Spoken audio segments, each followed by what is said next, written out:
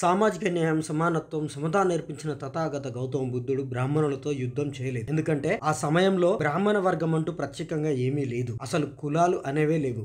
వర్గ వ్యవస్థ మాత్రం ఉండేది. ప్రపంచం మొత్తంలో ఉన్నట్టుగానే రాజవంశాల వర్గం, మత బోధనలు చేసే వర్గం ఉండేవి. వీరితో పాటు మిగిలిన వారంతా తమకు తోచిన పని చేసుకునే వృత్తుల వర్గం ఉండేది. ఇక ఈ మూడు కాకుండా నాలుగో వర్గం ఉండేది. వారి మీద సామాజిక పరమైన వివక్ష ఉండేది, కానీ అంటరానితనం లాంటిదైతే లేదు. సమాజాన్ని బుద్ధుడు రెండు రకాలుగా చూశారు. ఒకటి పాలక వర్గం, రెండోది పాలిత వర్గం. పాలక వర్గంలో మతబోధకుల వర్గం, రాజవంశాలు ఉండేవి. రాజ్యంపై, పాలనపై పూర్తి పెత్తనం వీరిదే. వీరి జనాభా 10% కంటే తక్కువ. మిగిలిన 90% పాలిత సమాజాన్నే బహుజన సమాజం అని బుద్ధుడు వర్గీకరించాడు. పాలిత సమాజం సుఖ సంతోషాల్లోనే రాజ్య సంతోషాన్ని చూసిన మొట్టమొదటి ఏకైక రాజు బుద్ధుడు. అందుకే తన రాచరికాన్ని, రాజ్యాన్ని వదిలేసి బహుజన సమాజంతో కలిసి నడిచాడు. బుద్ధుడి కాలంలో అంటరానితనం లేదు, కులాలు లేవు. దేశంలో బౌద్ధం అంతరించిన తర్వాత కులాలు ఏర్పడ్డాయి. ఒక రకంగా బుద్ధుడు సామాజికంగా తెచ్చిన మార్పుకు వ్యతిరేకంగా వేల కొద్ది కులాలు, అంటరానితనం ఏర్పడ్డాయి.